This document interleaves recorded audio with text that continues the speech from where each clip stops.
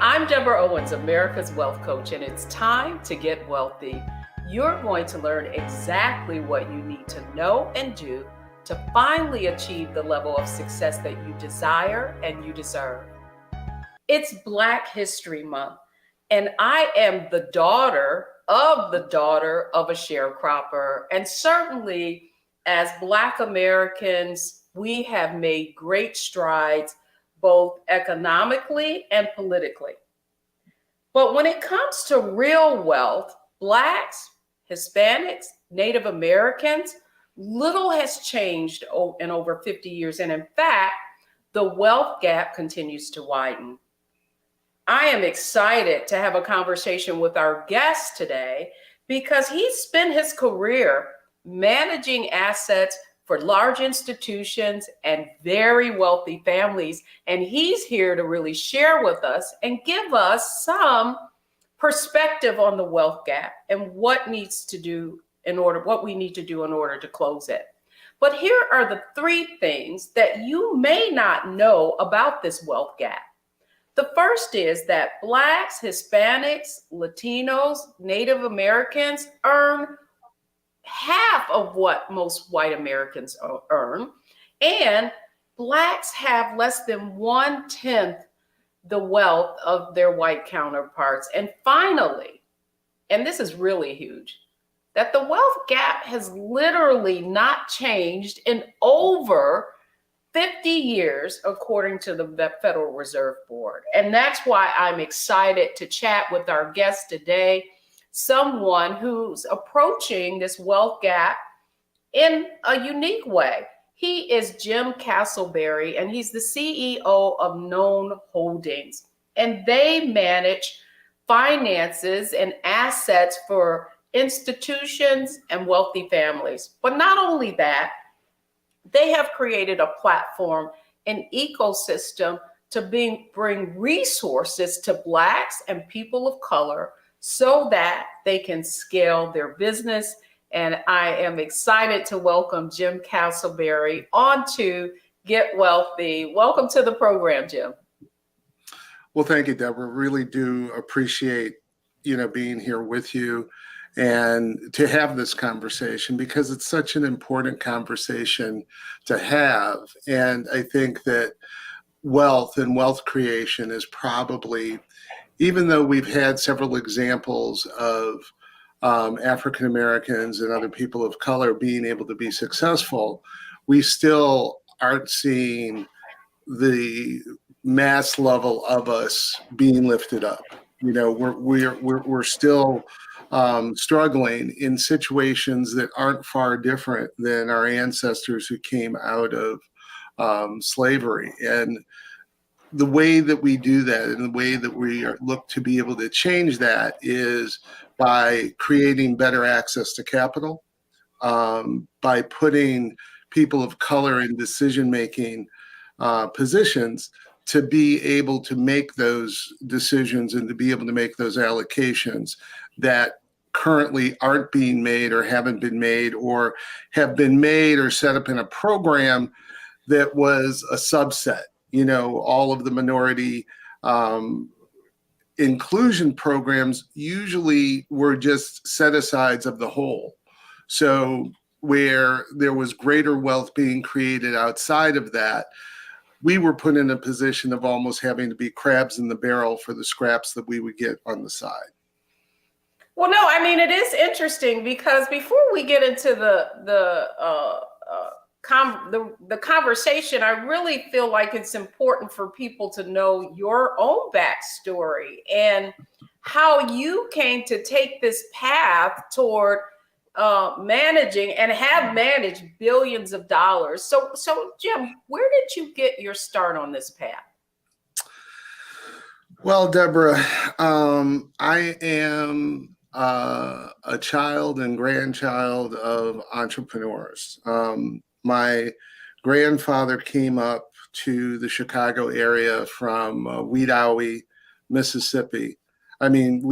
Alabama in 1918 after World War I, and worked for a few years with my grandmother as a domestic. And then he started a business in 1922, which was a waste disposal company. That waste disposal company grew to be one of the largest independent in Illinois.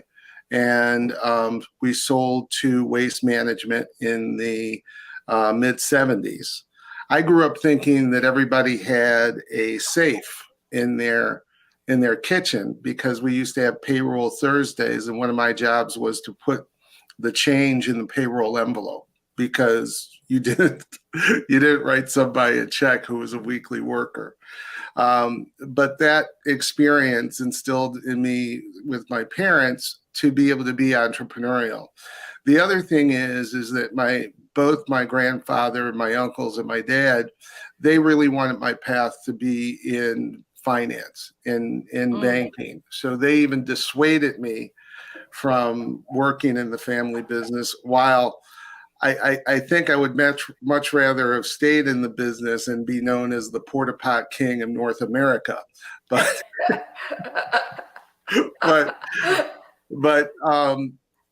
again, it was the connections of growing up in the community that I grew up that gave me the opportunity to be able to get one of my first jobs, which was at First National Bank of Chicago in the trust department.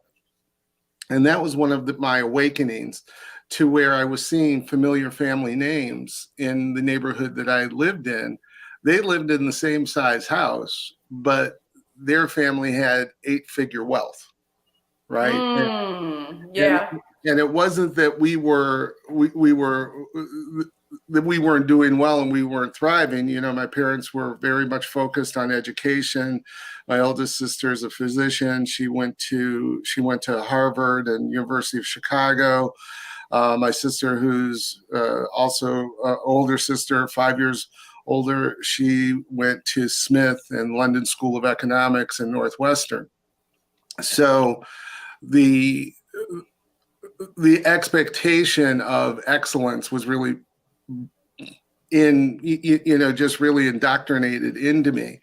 And so as much as I tried to resist it, I saw seeing the opportunities that had to go beyond just education, because there was something different. Even though we were business owners, even though that we had education, we still weren't in the position to accumulate the same level of wealth. And so throughout my career, being at First Chicago, then I worked at the John D. and Catherine T. MacArthur Foundation, running a portion of their portfolio. And then later I ran my own firm. And then I was a consultant with one of the largest institutional investment consulting firms, and consulting where I advised some of the largest asset holders on the planet and pension funds.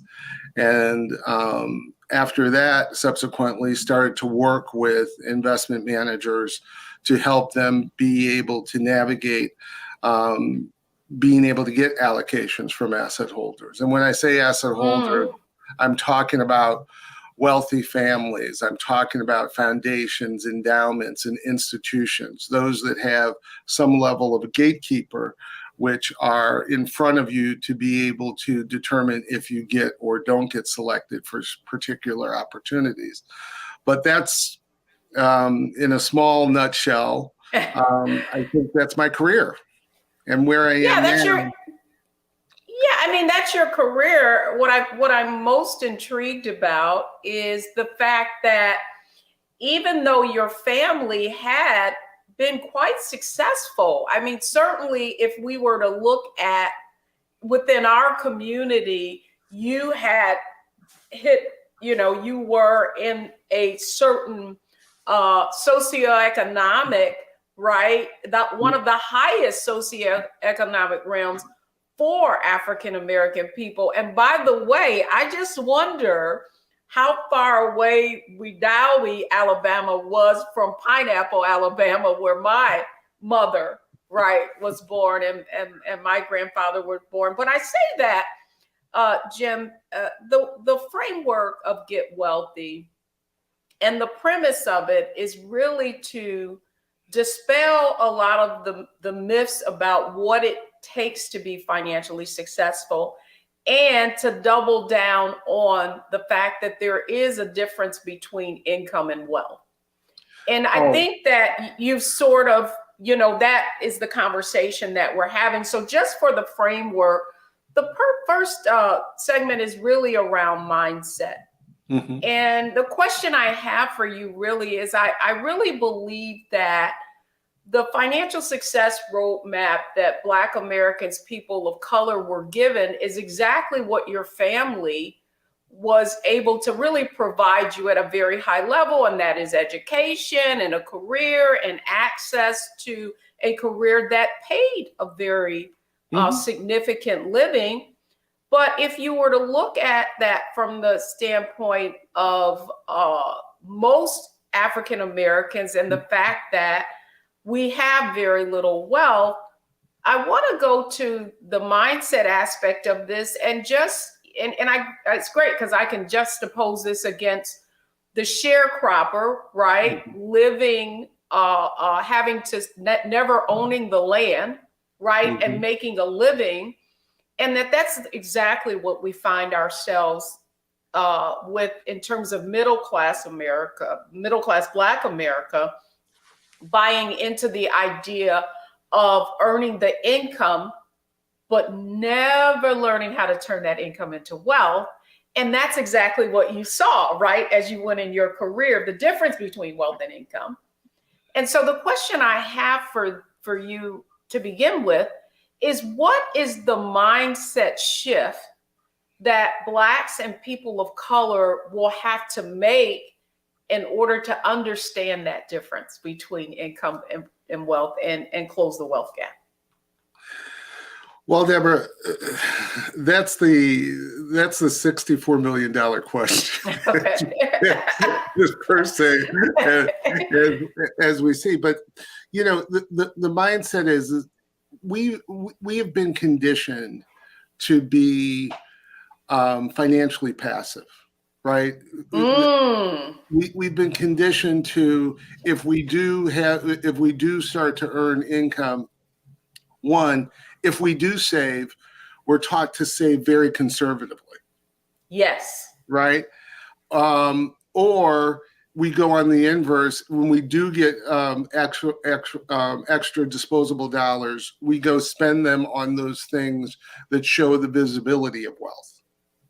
And even in our businesses, we've developed our businesses which create tremendous cash flow, right? They create a lifestyle. And I always have characterized it as the difference between what you are when you're rich versus wealthy. When you're rich, you have great cash flow. You can do whatever you want. You can pay the American Express bill every month. You can travel. You can do that. But at the end of the day, when you actually look at the bank, you don't have 7, 8 figures, even 9 figures in the bank that then create generational wealth for the rest of your family and who you want to be able to leave it to. And that's what we have to get into a mindset that's a little bit different. We have to get into a mindset where we can be a little bit more creative with the type of investments. And also the thing that we have to get comfortable with is to be able to be, I'll say the term, we have to be prudently aggressive. We have to take some level of risk, because if you don't, you're not going to put yourself in the position to really be able to gain significant wealth. This is good, because one of the things that I often say is you can't save your way to wealth.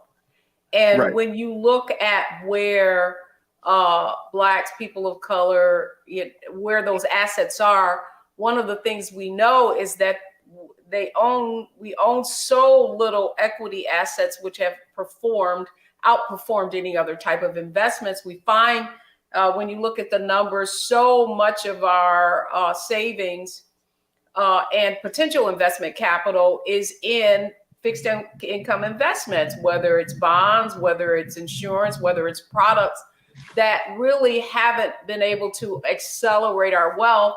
So when we come back in our next segment, which is strategy, I want to talk specifically about, from your purview, what you feel African Americans, people of color, need to do in order to accelerate their financial growth, right? And begin to make some kind of dent in this wealth gap. So don't go anywhere, folks. We'll be right back. All right, we're talking strategy when we come back.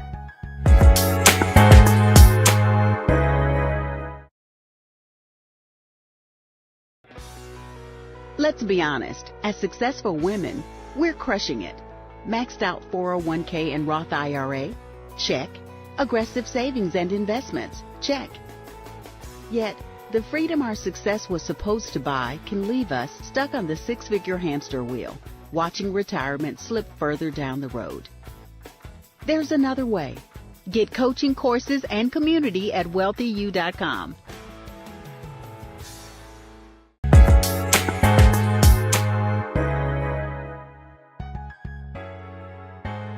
Welcome back, everyone. I'm Deborah Owens, host of Get Wealthy, and we're talking about getting wealthy by closing our wealth gap. And today I'm having a conversation with Jim Casselberry, who is CEO of Known Holdings, a asset manager and registered investment advisor firm. So, Jim, we talked a little bit about, I'm so glad you touched on this point too, about it's not that we don't have cash flow or assets. If you look at how different minorities are characterized, typically it's from that consumer and buying power, but not turning that, income into wealth, if you will.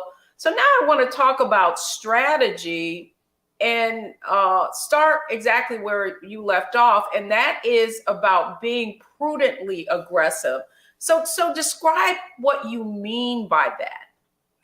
Well, Deborah, there's a couple of things. One, for all our young people that are just starting out in the first job, one of the things that they are given, but a lot of them, because of student loan debt and because of a lot of the other things that are faced, they don't take advantage of it, and it puts them at an immediate disadvantage, is the 401k programs that are available through the jobs. Do that, regardless of, as much as you think you can't afford to do it, you can't afford not to do it, because making those investments in a age-appropriate allocation that most of the employers have is a perfect thing to be able to do. It's perfect. It's common sense. The other thing is, try to, as much as possible, and this is a huge problem, is, student loan debt. For those of us that are able to get the education to be able to move forward, we have to mortgage our futures with student loan debt. So, well, no, Jim, you know what?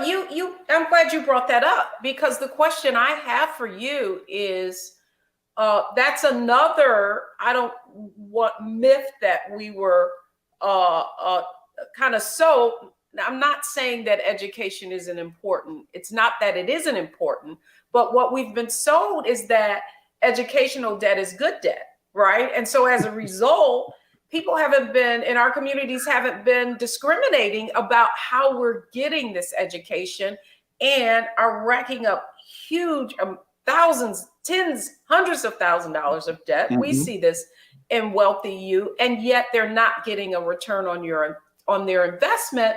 And so I'd love to hear your thoughts on a strategy that parents and individuals themselves need to consider when they're making that choice, so that they don't mortgage their future. Yeah, and again, and sometimes it's common sense. It's, for those of us that can't afford to educate our children and to pay don't don't feel like you're doing your child a service, or you're doing them a disservice if you can pay for it, but you think it's a good idea for them to take out debt to build character, or to build, to have skin in the game. Take that one off the table. Okay. Number one. And then, students need to look at what's your best path. Is it a better idea to go to a community college? Like in Chicago, the city colleges and the community colleges in the area are outstanding for 2 years, right? Where even coming out of some public schools in the city of Chicago, you can go into city college for 2 years, and you can then transfer all of those credits to, University of Illinois at Chicago, or DePaul University, or something, a really well thought of accredited university. And then you've had the opportunity, and you've saved almost 60% of the cost, because you've been able to go to a lower price. And if you think about it, you're graduating with the exact same degree. The other thing that I think too is, for a lot of African American students, and look at the HBCUs, the ability and the access that those universities give within corporations, within opportunities, is tremendous. I'm a trustee at Morehouse College. While I didn't go to a HBCU, I have come to find that, the majority of my mentors and colleagues and people that I've respected and looked up to, they were products of SBC. That is interesting, though, Jim, right? Because I'll be honest with you, as someone who is a first generation college graduate, and the first in my family to attend college, there was within our community, I would say that there was this, you need to go to, a majority university. It has more weight. And yet what we're seeing is, I'm outside of DC, so Howard, Morgan State, if you were to look at the leaders in our communities, many of them did come from HBCUs, but unfortunately, how it had been characterized was that it was less than if you didn't go to a majority university. Right. And Deborah, that's just not true. The excellence that we see, particularly the African American excellence that we see in this country, there's almost a through line at some point to a HBCU. And there you have it. I mean, so I guess what you're saying it in terms of mindset, that we need to be much more deliberate, right, and practical about how we invest in education, so that we're making, decisions that don't put our children and ourselves at a unique economic disadvantage, because we're not, to your point, able to afford to invest in that 401k, or think we can't anyway, because we do have all these other obligations. I have another question for you, particularly as you talked about the young folks not waiting to invest and then going into their 401ks. And what we've seen in a Wealthy You is that a lot of people are going into these target date funds, but that those funds aren't performing, even though they're allocated, to be based on age or that sort of thing. And so your point was, you said that we are passive investors. Jim, from your viewpoint, what do you think has to happen for African Americans to be able to increase their financial acumen so that they can be more, prudently aggressive, as you put it? Well, Deborah, the thing is even though the thing is about your 401k and about your retirement is you set an allocation.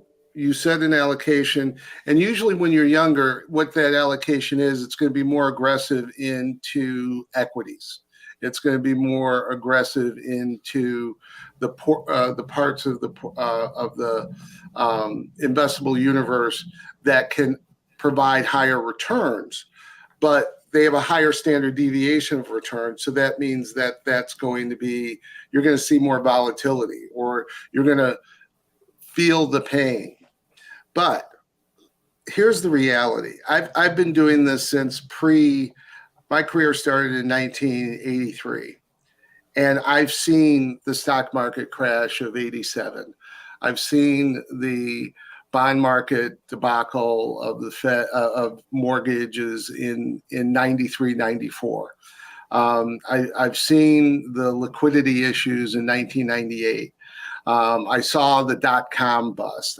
I've now seen, the almost financial implosion with mortgages and the financial markets being in trouble in 2008.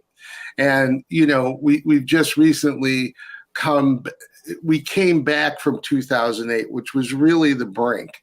And then this is our first real market turn down, and the market's been down 30%. It's a correction. And so what we have to do, and if you look at the most successful investors on the planet, they have discipline and they don't panic. That's right? Exactly right, Jim. I do think that, however, and we kind of come out of the same world, and one of the things that became very clear to me, that's after Black Monday, was I saw I felt like I was in like a Twilight Zone. I saw middle class folks who I hail from Detroit. And so I'm at a Merrill Lynch office. All these people are, kind of like managers or factory workers were buying the company stock, Ford, Chrysler, GM. And as soon as the market goes down, they're sell, sell, sell.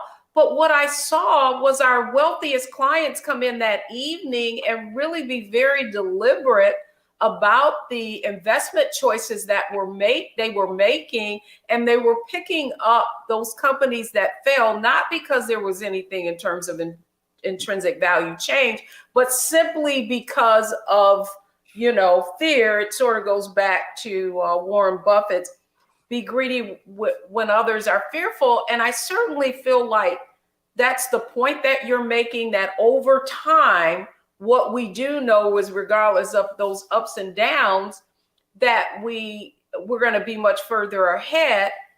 And I want to go back to that other question when we come back, because we only have 30 seconds, is okay. What do we need to do then to help our help Black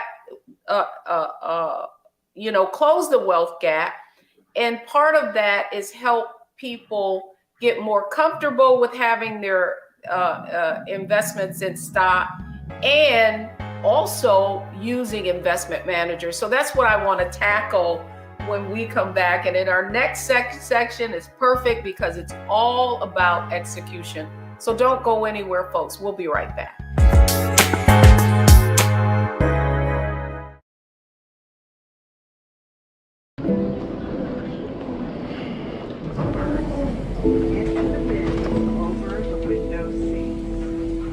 Are the only bins that will accommodate larger overboard.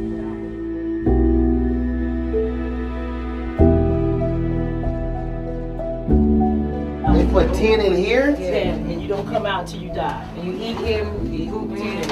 Oh my God.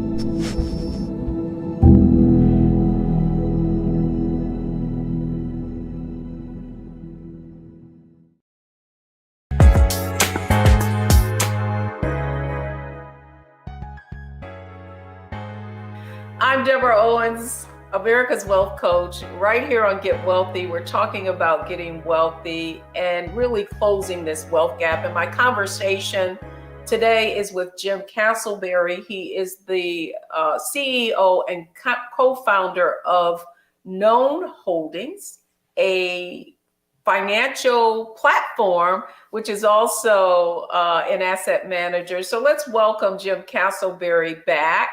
Jim, I want to talk a little bit about that because I really believe that part of the wealth gap is not just all of the things that you mentioned when you came on, access to capital, access, being limited in terms of our ability to manage those assets. But what do you feel like needs to happen for our community to own more equities, to have more of our investments and be aggressively prudent? Well,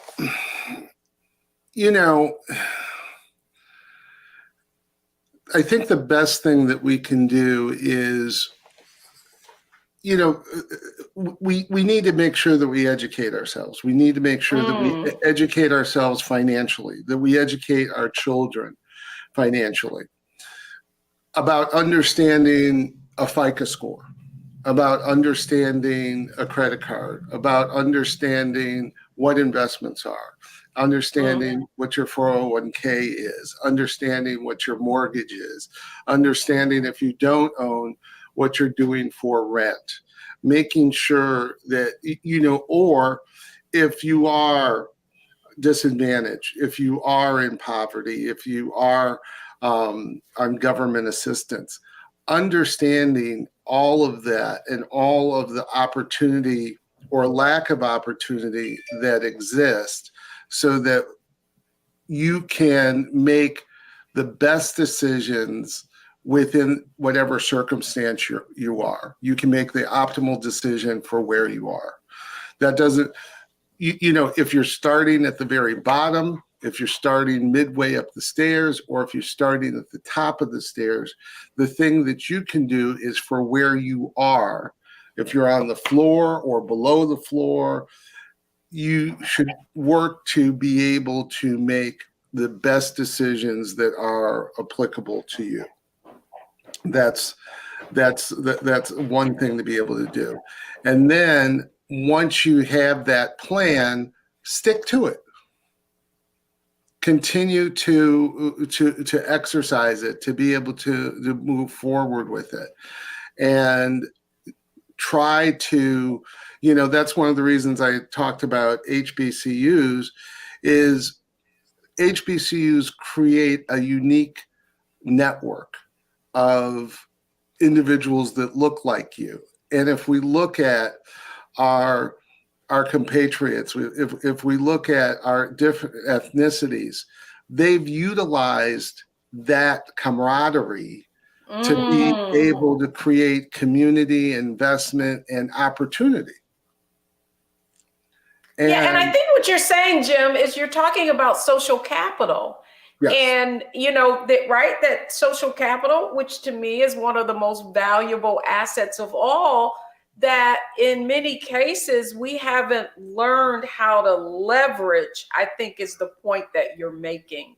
Is that it's not just about, having the degree or having the pedigree, but what is also important is that you're forming those relationships, and many of those relationships can open doors for you. And so my question to you also, Jim, is one of your Known Holdings focuses is also about scaling businesses. And so I wanted to talk a little bit about the work. You made a statement very early on just about businesses having cash flow, right? But not necessarily having the ability to scale through which you can create generational wealth. So I would love to get your view on entrepreneurship and that also being a viable pathway to wealth. Right. You know, Deborah, again, this is, it's such a broad conversation that we can have. Let me try to condense it with a couple of things. You know, I had the opportunity of growing up in the Chicago area, and I knew George and Joan Johnson, who had Johnson Products. I knew the Gardners, who had Soft Sheen, Ultra Sheen products. I knew John and Eunice Johnson, who had Johnson Publishing. You know, the Johnson Publishing, there should have been no question. They should have been AOL. They should have been Time Warner. You know, Johnson Products should have been L'Oreal, right? But part of their entrepreneurs, they're doing this thing. But then when they sought to do what the other entrepreneurs like them that were majority were doing, they were selling their capital, being able to capture that value, and then being able to go and redeploy it. The pressure was on us to keep those companies, to continue it was a great service within the community. But the short-sightedness of some of those decisions was it limited the ability of growth. And if we then look at Bob Johnson, who was able to sell BET and create more wealth and create more, you know, Bob created probably a half dozen different entities out of that have created massive wealth for dozens and dozens of people.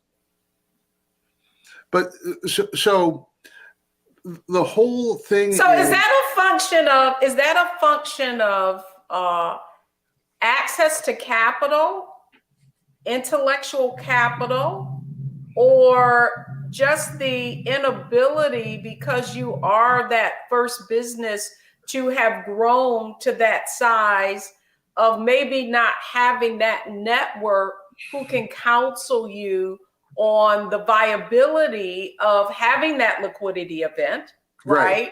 And then now you've got that capital to go and redeploy in something that could be even more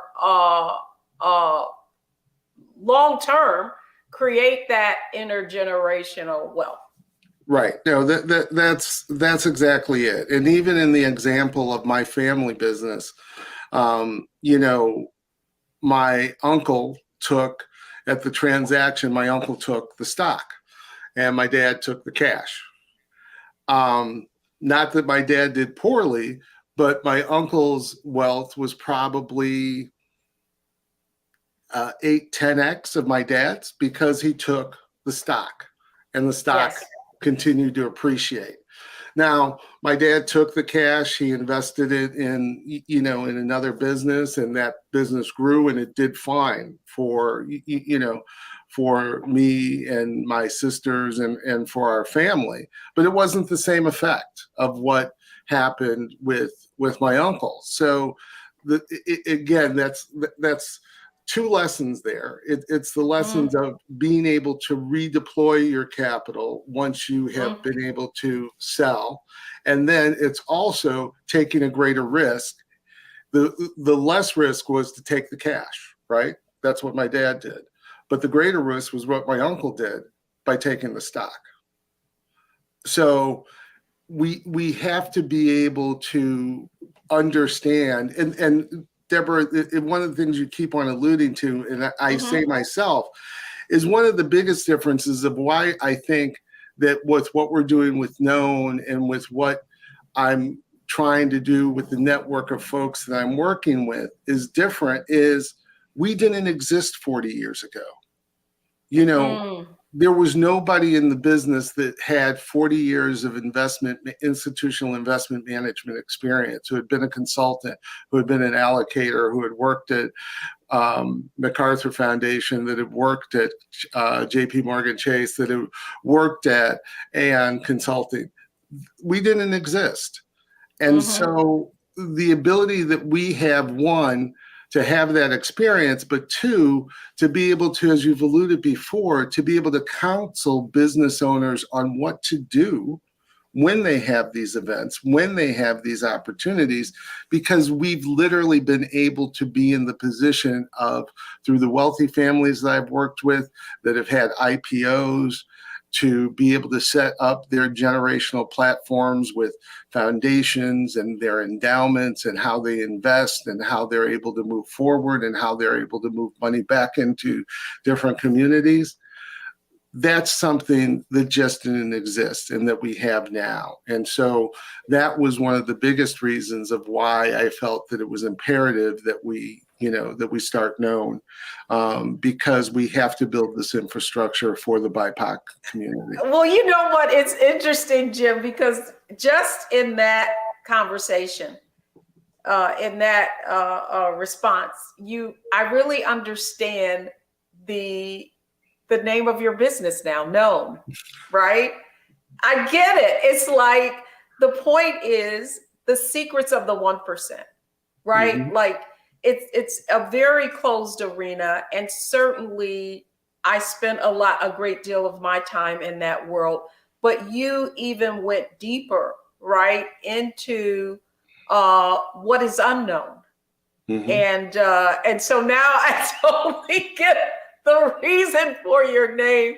And when we come back, it's our lightning round. And I really would like for you to share with our viewers, just as you see it from your purview, of how the unique approach you're taking in closing the wealth gap. So when we come back, it's our Analyze, Optimize, and Maximize round, where we're going to hear more from Jim Casselberry and now how Known Holdings is attacking the whole wealth gap from all different types of dimensions. So when we come back, it's all about Analyze, Optimize, and Maximize.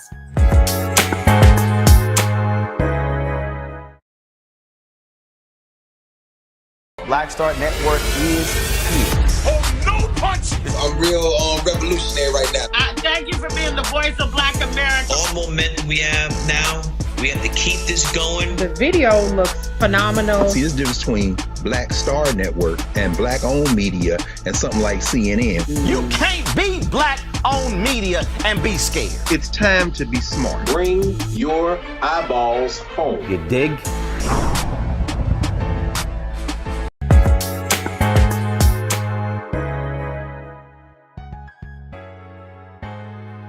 Welcome back, everyone. I hope you've been enjoying this conversation on Get Wealthy, really giving you some insight into the wealth gap, but more importantly, how it exists.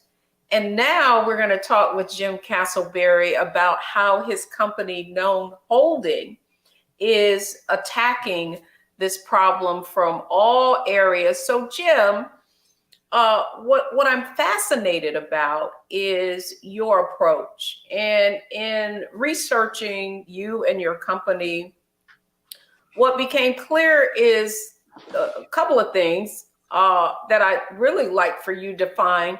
You talk about the new majority, mm-hmm. and Blacks and people of color.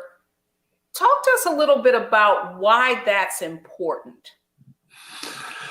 Well, Deborah, people who look like you and me are almost 70% of the world's population. Of the investable universe that's out there, everybody says it's less than 2% that we control.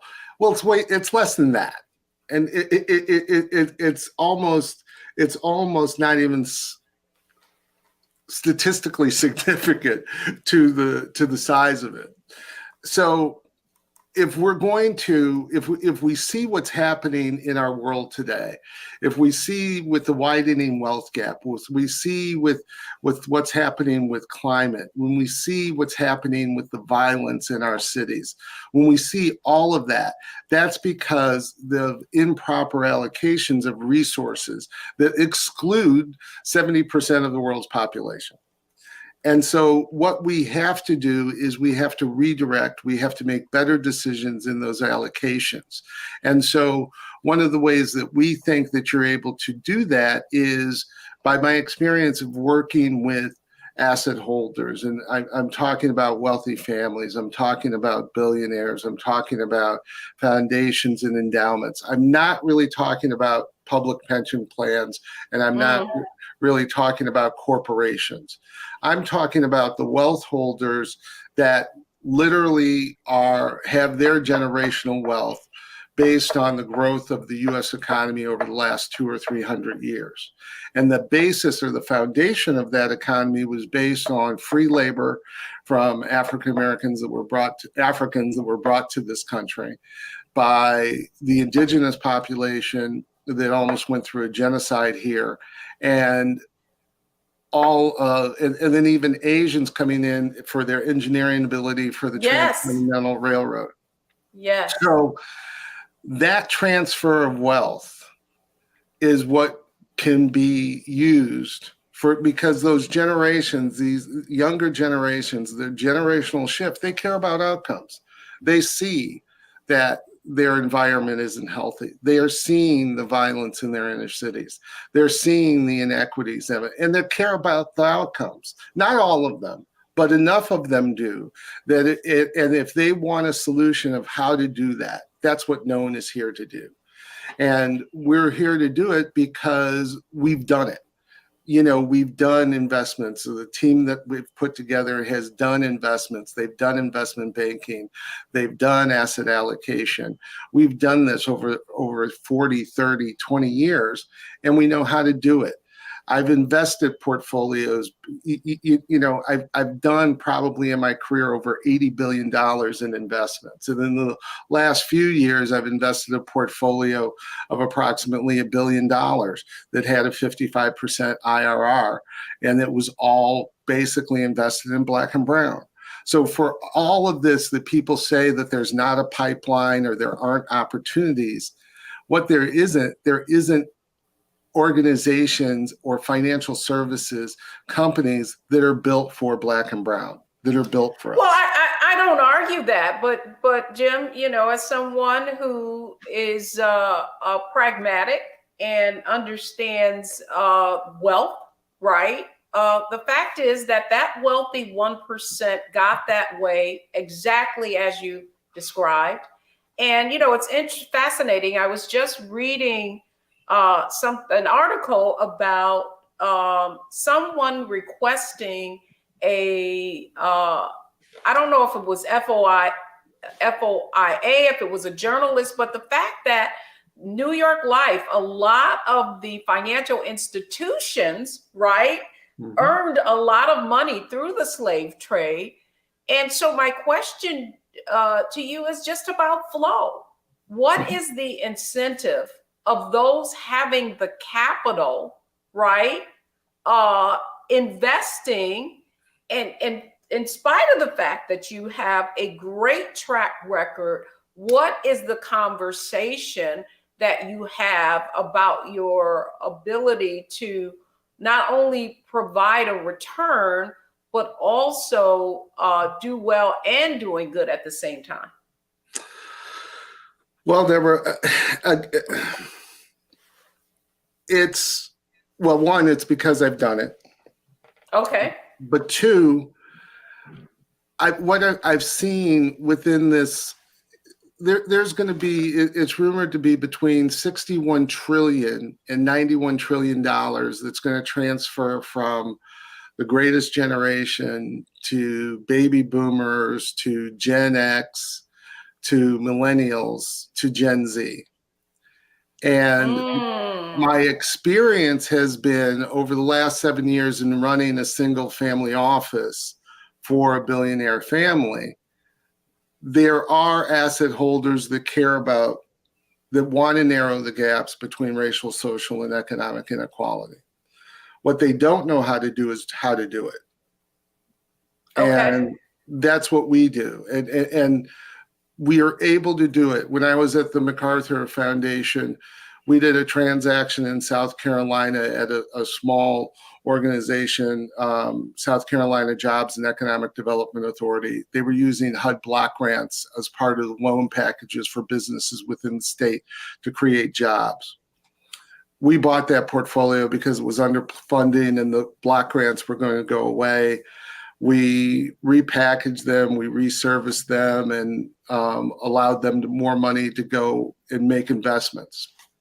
What that led to over 17 years was it led to the creation of 250,000 jobs. It led to to underwriting $9 billion in loans and businesses and capital to businesses in South Carolina that attracted the auto companies to come to South Carolina. My partner, Val Redhorse, has numerous stories of the investments that she's been able to make in tribal lands and on reservations that have, changed the financial trajectory of those communities. The work that I did at MacArthur, the work that I did with Aon in helping large pension fund holders make better investments in Black and brown and minority companies without the detrimental rules or guidelines that sometimes exist that disrupt the opportunity. We've been able to be successful. So it's not a question of if this can be done. We do it, and we can do it, and we can do it confidently. But as you have alluded to,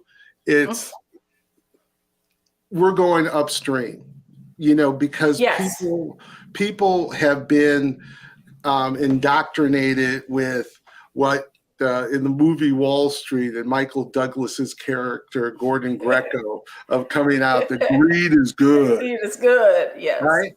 Well, it's not. It's not good to be extracted. It's not good to continue this building of a wealth gap. It's not good if we continue on this path that the average wealth of a Black family is going to go to zero. That's what the current trend is. That's right. Right, and we have to.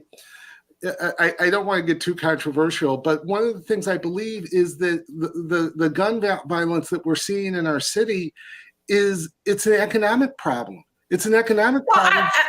Absolutely. Poverty is violence. I mean, that's a fact, right? So you're creating, but I think what else is happening? I think so often we think about violence in the inner city, but now what we're seeing is it's not just the inner city, it's happening everywhere. It's happening in rural communities, it's happening in affluent bedrooms communities. It's happening everywhere.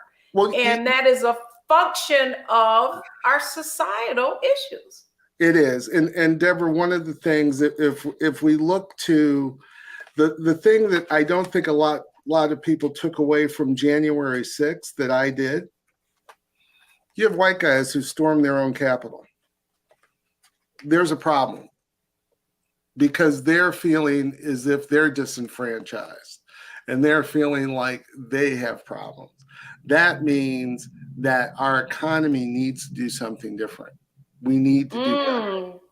That's good, Jim. And we're going to wrap right there. Man, an interesting conversation. Hey, let's keep us apprised of what you're doing. Let's keep this conversation going. I think that the work you're doing is critical. And I really want to thank you for coming on Get Wealthy and having this conversation with me today. Well, thank you, Deborah. We appreciate the opportunity. We appreciate to talk about it. And as me and my partners always say, this is more than us just trying to do something that's going to create wealth. We feel that it's our call and our mission. And we're going to work to try to make it better. All right. I love it. It's the mission and not the money. All right. That's Jim Casselberry. When we come back, the 3 takeaways from today's show. Don't go anywhere, folks. We'll be right back.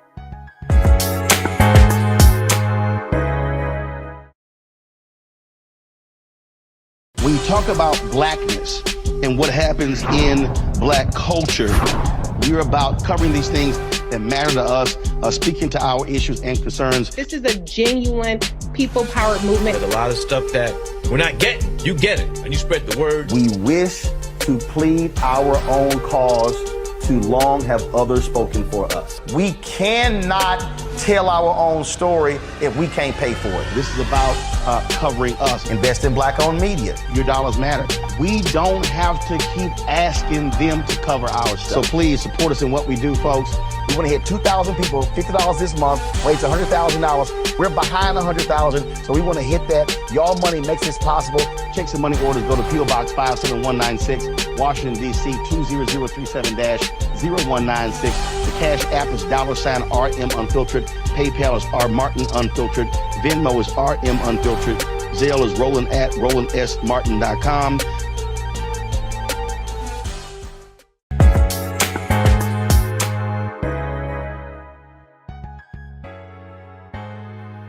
Welcome back, everyone. I'm Deborah Owens, host of Get Wealthy, only on Black Star Network. And here are your 3 takeaways from today.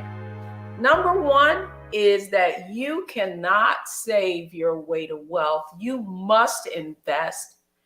And as Jim Casselberry said, be prudently aggressive and learn what you need to do in order to have your money grow. And then finally, social capital is the most valuable asset. That's going to do it for me on this episode of Get Wealthy, only on Black Star Network.